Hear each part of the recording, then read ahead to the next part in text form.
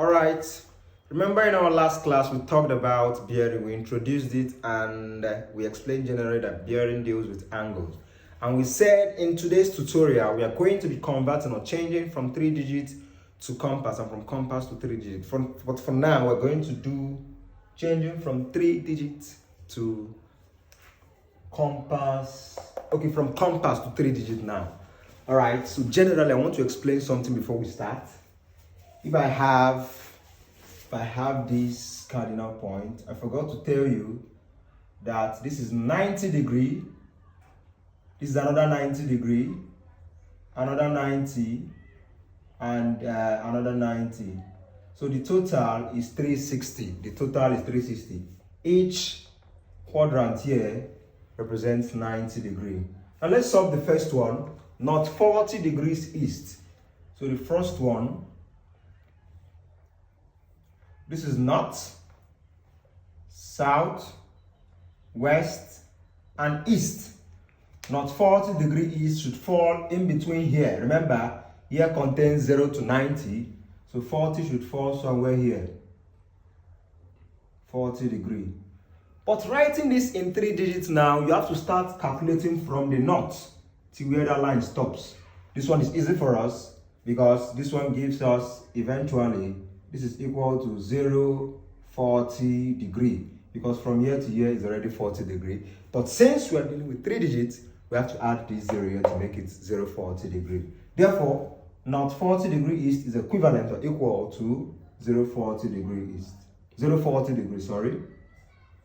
And let's check this second one. South 35 degree west. Just pause the video and try this one. Let's see. All right. So we have, let me draw the cardinal points again. This is north, south, west, and east. So south and west, these two cardinals here is telling you where the line will fall in between. So look at this here. South and west, eventually, it should be somewhere here. But this 35 degrees, see how it is red? South 35 degree east. So you read it that same way. South here is 35 degree, then west. South 35 degree west. But the question is, convert this to 3 digits bearing. Remember, 3 digits bearing, you must start counting from the north, the clockwise direction, till you get to that point. What does clockwise direction mean? The way your clock moves. Except, is there any clock that moves backward? I don't know, but clockwise direction, you move towards the right. From the north. So what we are going to find now is the angle from this north till we get to this line here. But remember, from here to here, like I said, is 90 degree. From here to here is also 90 degree. And from here to here was given from the question to be 35 degree. So if I add everything together, 90 plus 90, so the bearing becomes 90 degree plus 90 degree plus 35 degree. 90 is 180. 180 plus 35 should give us 215 degree. So this is our equivalence in 3 digits bearing. I will do the third one, then you comment the answer to the last one in the comment section. So the third one says south 60 degree east. So let's see how this one works. This is north, south, west, east.